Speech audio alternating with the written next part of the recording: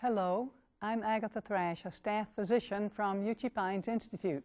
We have a topic for you today that I know you will enjoy. It's about various of the precious structures we have in the head and neck, the eyes, the ears, and so forth. So we invite you to join us on Help Yourself to Help.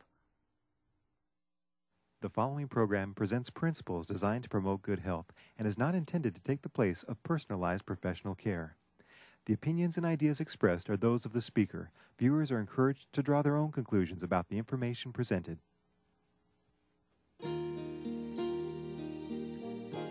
Welcome to Help Yourself to Health with Dr. Agatha Thrash of Uchee Pines Institute. And now, here's your host, Dr. Thrash. I suppose there are 100 structures in the body that I have told my students this is the most marvelous structure in all the human body. And sometimes when I think about the human ear, I think this is the most marvelous structure in all the human body. But then I look at the eye and I say, no, this is the most marvelous structure in all the human body. And then I look at just a hair or a tooth. No, this is the most marvelous structure in all the human body. Then I look at the human placenta. This is the most marvelous structure. Or the hand. This is the most marvelous structure. We're just filled with priceless structures. The one that I'd like to start talking with you about is that of the human ear. And I have a plastic model for you. This plastic model is not alive. It doesn't even feel like tissue, it's not compressible. It's just a model. And yet, this model is very intricate, and you will see that there are some things about this model that are quite interesting to see. They of course, will show you things that look just like what we have that are real. The ear, here is the external ear, and then here is the external ear canal, this little canal right here. And what is this that we see down at the end of the canal? Well, there it is. It's the eardrum. The eardrum is stretched completely across the external ear canal so that no water could get down in this chamber. This chamber is the middle ear. This is the external ear. This is the middle ear. And back here is the internal ear. Just past the eardrum, we come to an air-filled chamber. This chamber is called the middle ear. It is this part that gets infected a lot. And here is the eustachian tube, just a little part of it. It, of course, goes on down here like this, comes down. And if you're very observant when you go up in an airliner, you will feel that a little bit of air exchange, a little bubble of air, will exchange way down here at the place where this eustachian tube goes down into the palate, or back in the pharynx, back in the back part of the throat. Then in here, in this chamber, there are the hammer, anvil, and stirrup, and the little stirrup ends right there on a membrane which puts us in touch with the internal ear. The internal ear is now a fluid-filled chamber. This is air-filled, this is air-filled. But back here, this is fluid-filled. And the reason that it's fluid-filled is because these structures are extremely delicate. There are extremely delicate hairs that string across this little rounded part, which is called the cochlea. Little hairs that are so delicate, they can hardly even be seen with an ordinary microscope. And they're like a harp. There are short ones and long ones, and they resonate or they vibrate as we hear various pitches. They will resonate either very high pitch or very low pitch, depending on whether the little thread, the little almost invisible thread, which connects to the nervous system, whether it is very short or very long. Now, interestingly enough, these structures can be damaged by the sounds, by the magnitude of the sounds. If they are too loud, then when they resonate with these tiny, delicate structures, then they're likely to damage those, and when they damage them, we may become deaf, at least for that particular tone.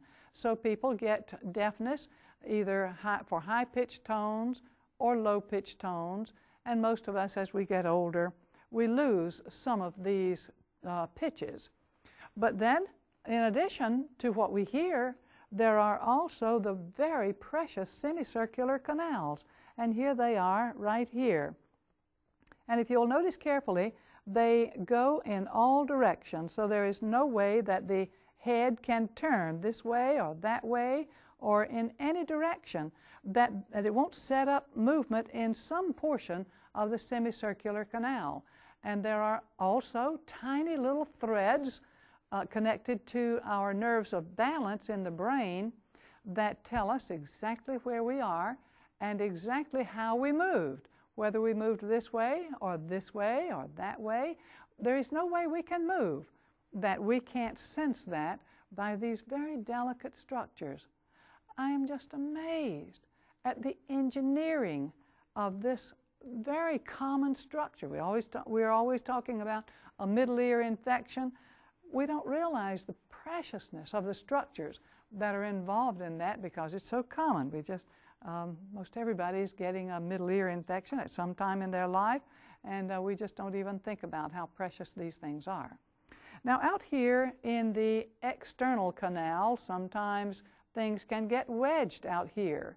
The wax that we produce can get wedged out there, or some kind of foreign body can get in there and can get wedged in there, and sometimes that requires some very special help. And Don Miller is going to talk with you a little bit about ears and talk with you about, are you going to talk with us about irrigation of the ear? I'm going to talk about irrigation of ears. Yes, very good. I am. That will help us to know just how we can get things out of there. Yes. Yes, that's very important to know. You know, the old saw as we grew up, we should never put anything smaller than our elbows in our ears. And I remember as a child trying to figure out, how do you do this? Trying to get that elbow in my ear. And I really missed the point. We shouldn't put really anything in our ears without really knowledge of how it works. You look back in the old days when men used to use muzzleloader rifles, and they would put stuff down the barrel and they'd pack it down. And the purpose was to pack it down there. We call it packing the charge. Many people, they take that Q-tip and they pack the charge. They just go in there and they push and they push and push.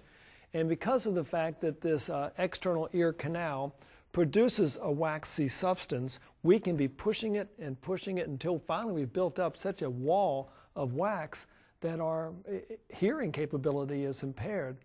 And so that needs to be cleared out. Or we might have gotten something in our ear. I remember one time I got a little sweat bee, and I guess it was looking for a way out, and it went all the way back to that window and started trying to get through that little window called my eardrum, and it was driving me crazy. How do you get those things out? Well, I've asked Dr. Thrash's granddaughter, Melissa Thrash, to help me with a little demonstration of some very easy equipment that we have in our homes. We're going to use something as simple as a bulb syringe. Now, some people might have a water pick at home, and they make a special adapter for the water pick. It's a long metal wand that you can do it with that, but for right now, we're going to use something as simple as a bulb syringe. Whenever I go anywhere in the world, I'll take a bunch of these with me because I run into people with problems in their ears. And so what we're going to do is assume that Melissa has somehow gotten something in her ear, perhaps impacted wax or an insect or a foreign body, and we want to get that out. Now, I'm going to stress something very important right now because you may see this happen. Melissa is very sensitive to having her ears touched. She's very ticklish. Whenever you are helping somebody with a part of the body that's very ticklish, sometimes if they can be a part of the treatment, it will help. If nothing more than laying their hand on the bulb itself or their hand on your hand will help them sometimes with this particular sensation. We're going to see if we can do it without having to go that far. So what we're going to do is position her here so that you can see this really happening there in your homes. We're going to take a basin. Now, I like to use a kidney dish, but most of us don't have kidney dishes in our home, so we use something that you might have. This is nothing more than a little red pitcher. and we're going to put it underneath her ear. The purpose for that, we're going to lean forward so we can see it pretty well. The reason for the pitcher is to catch the water, but you see also we have over her shoulder a towel because we're going to be using water. You take the bulb syringe and you take some water, and it should be warm water, not hot water, and certainly not cold water. The cold water would make her dizzy, but warm water, perhaps the temperature of her body. Now, you have to understand, and I think all of you have had this experience when you have, in those few times, put a Q-tip back there, you just touch the eardrum, and it can be exquisite pain. And so the idea certainly is not to put this thing all the way in there, and it's not to aim it back there and give it a big blast and blast the stuff out of there, because that will just cause her pain. And we don't want to cause Melissa pain. So what we want to do now is I want to come around behind her so that you in the audience can see this a little bit better. And I'm going to do a couple of things. One, I'm going to take the top of her ear and sort of pull it up and out, which will straighten up the external ear canal.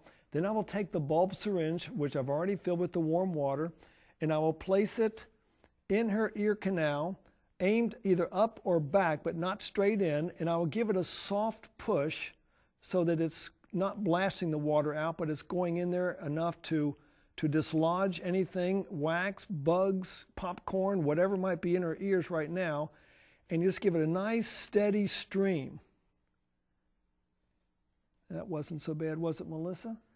And you would do this a number of times until basically the problem was over. And it's quite painless, it's quite enjoyable, quite frankly. Now, if ever the situation becomes that it's just too hard and too impacted, if it is something like wax, what I would do is I would put some oil, perhaps some olive oil, warmed up back in her ear, and stick some cotton in and let it sit there for a while to loosen up the wax. And if we did something like that, she might have a whole lot better time of getting rid of the wax buildup in her ears or the bugs, whatever else. I want to mention just one other thing while I'm on the subject, or we're on the subject of ears, and that is something that I have suffered with for quite a few years, is a thing called tinnitus. Tinnitus is a Latin word basically standing for to ring, as in a bell. And I've got it. It doesn't sound like a bell. I don't know what it sounds like, but it is always there. But I can tell when there's more of the tinnitus and when there's less of the tinnitus. And what I need to do is start finding out, and I do know some of the things that causes my tinnitus to be much increased. One of those things is stress. Stress will even bring on a case of tinnitus. And it's not that you have it all the time. Some people, a matter of fact, almost everyone, sometime in their lives, Dr. Thrash, will have a case of this particular problem. Yes. Many times it will go away. Some of us, I'm afraid, are stuck with it. I'm afraid mine is as a result of years and years of abusing my ears with loud noises. I'm afraid I was in the Marine Corps for many years.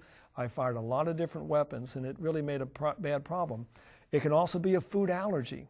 It can be the wax in your ears. It can be a middle ear infection, which we can work on by putting some tea tree oil on our finger, go back there, and rubbing that outlet of the eustachian tube back in the back of our throat.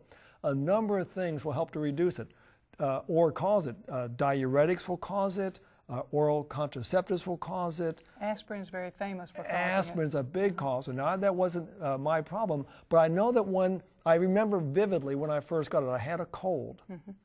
And it was a head cold, and I remember Dr. Calvin Thrash said, do the Valsalva maneuver, but by the time I told him my problem, it was too late. But basically, he said if I would have held my nose and done a little bit of blowing, it might have short-circuited the problem. But since that cold, probably 15 years ago, I am never alone in a room. There's always someone there. Always have a ringing in the ear? Someone's ringing that bell all the time. Well, ringing in the ears is a very common problem. And until recently, I had very little that I could tell people to do except make certain that they eat correctly and that they don't take aspirin. And coffee is known to cause it, and too much sugar is known to cause it. But recently, I read an article in a medical journal saying that coenzyme Q10, generally marketed under the trade name of CoQ10, which is a natural product, can be very helpful for ringing in the ears. So I've told a few people that. I don't think I've told that to Don Miller yet, but I'm glad maybe you just did. I'll try it. You could try that and see if it does work. Some people say that it will reduce their ringing in the ears by 90% or more. Mm-hmm. So it's very worthwhile. You mentioned about loud noises, and when you travel to places where there are loud noises, always take some kind of ear protector with you, such as this little plastic ear plug. It's just a very small thing, and most people have these around their houses somewhere. And if you use one of these, all you have to do is just to roll it in the fingers until it's very small. Then you introduce this into the ear, and you can see that it doesn't take long before it assumes its original shape and size. And so it does that inside the ear canal, and that gives you a good seal inside the ear canal. Sometimes people will take one this size and cut it into two, and that's one for both ears. They also come like this. Then probably the deluxe variety of things to put on your ears as ear protectors are these very nice ear protectors. And if I'm running some kind of loud equipment, such as a blender in the kitchen, any equipment that you run that if you speak in a normal soft voice and count 1, 2, 3. If you can't hear yourself saying that very distinctly, then the noise is too loud for your ears. Put on something like this. This kind of thing rests on my refrigerator, and anytime anyone is using a blender, I always put this on them so that I can be sure that I feel good about protecting their ears. Now, if a siren goes past you, you should always use these little flaps that the Lord made for us, and just push those over your ears in this way. Recently, I was in a motel where they happened to have a fire drill just at that time, and I was speaking to some ladies, and one of the ladies had a little baby, must have been about 2 or 3 weeks old, and I was very pleased to see that when the bell went off, she took her fingers and she covered the little infant's ears, recognizing that the little infant was much more tender than she, and so she had the infant she dealt with the infant and let her own ears deal with the bell ringing. This is a very loud instrument, and a lot of people don't realize that these can cause bad hearing. And so anytime that you plug this in, always plug your ears up so that you can protect yourself from the loss of hearing that comes from using this on a regular basis. Sometimes people use this on a daily basis, and of course using it that frequently can cause a serious problem. Now, the next wonderful piece of equipment that I want to show you is the human eye.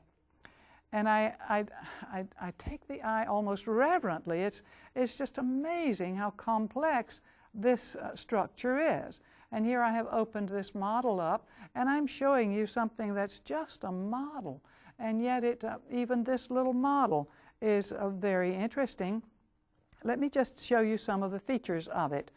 Here on the front is the lens, and this part is the little lens that I took out very easily. If it gets cloudy, then this little lens will need to be taken out, and you can see that it has a sort of shape somewhat like a glass, a magnifying glass, and that's exactly what it is. It is a lens, and if it gets opaque in any way, then you're going to have it taken out. That cataract can cause you to have blindness. Cataracts are one of the commonest causes, the commonest cause of visual disability in this country. Now, on the very front is the cornea, and then of course is the white part. This is the sclera, but then there is the iris, and this model has a nice iris, and you can see it here. It's the colored part that you can see right here, this part. And then of course the pupil. Everybody is familiar with the iris and the pupil, and then the sclera is this part. So just looking at the external parts that we ordinarily see doesn't give us much of a clue of what's on the inside. Supporting the lens is a little system of ligaments and tiny muscles, just unbelievably delicate little muscles, but they open and close in response to light. You never have to tell the eye, now it's getting dim in here, you need to open up so that I'm able to see better. No, that never happens. It always does that just automatically. And then on the inside of the eye, we have the retina and the retinal arteries. The retina is this part right here, and then there is a vitreous that is a body that fits there. Now, you will not be able to see it too well, but I have pasted right here on this a little macula. You see that little dot right there? Now, this is the optic nerve right there with the blood vessels that come in, the optic portions of the optic artery.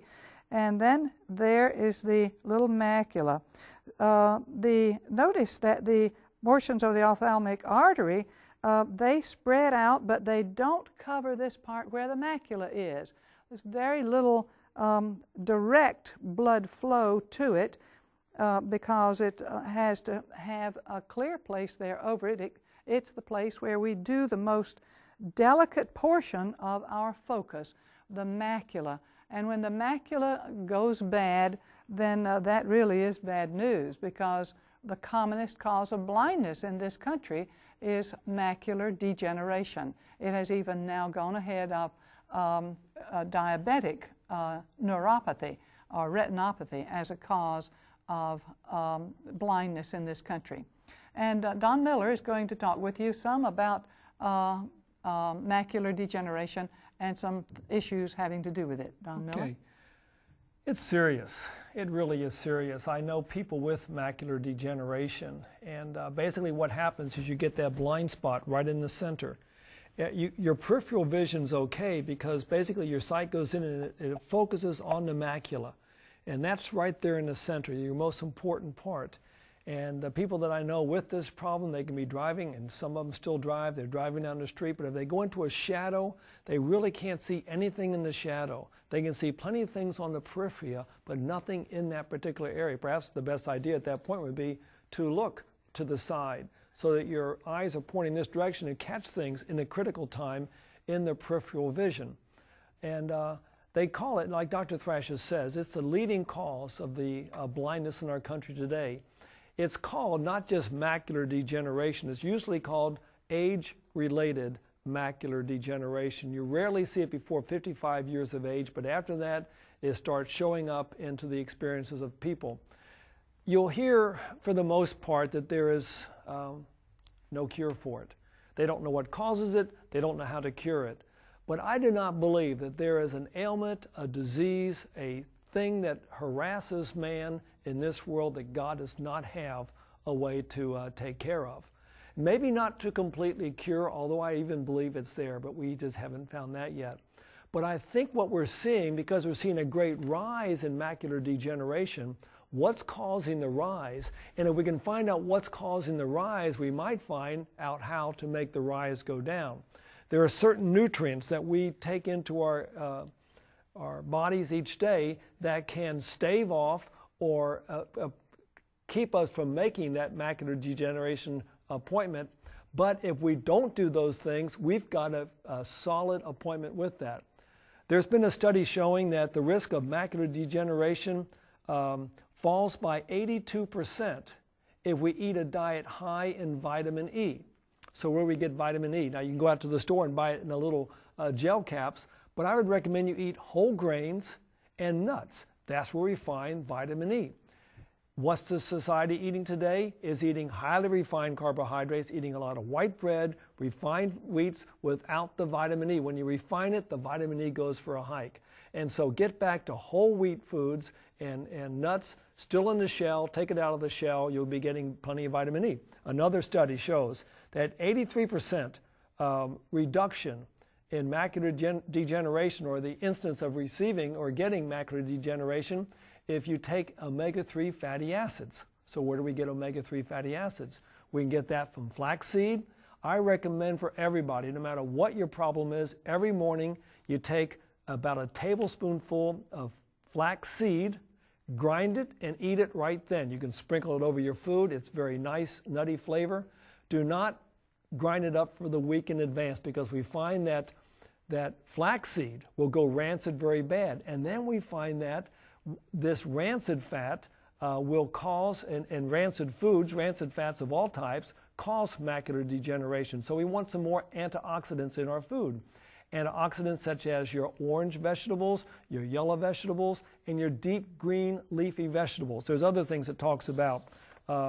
You take things like bilberry and blueberries, an herb called eyebright. All of these things will help. Matter of fact, if you have macular degeneration, my thoughts are you do what would have kept you from getting it in the first place.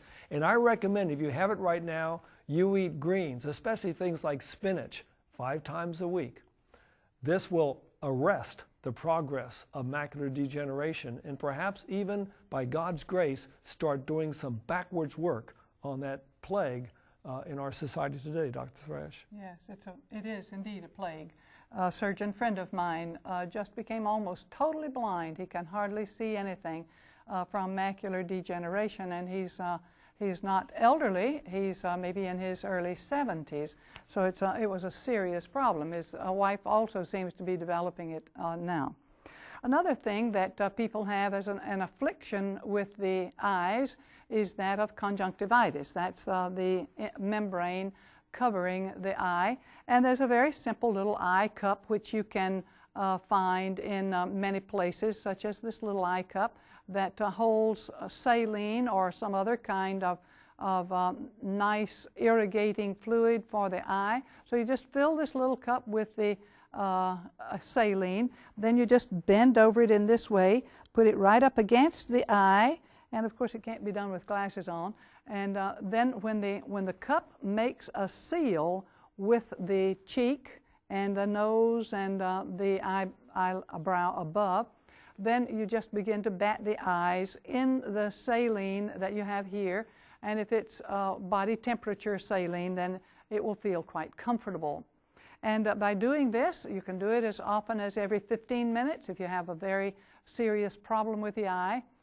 You can also wash some kind of foreign body or trash from the eye using an eye cup like this, but its usual use is in infections.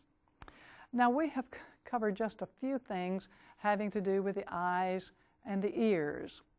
I hope that some of the things we have told you that you can do will help you to be able to take more responsibility for these very precious instruments which the Lord has given us.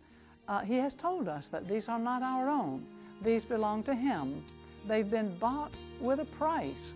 And the Bible instructs us that we can care for these wonderful things, and then we can give back to our Heavenly Father His own with the usury. May God richly bless you.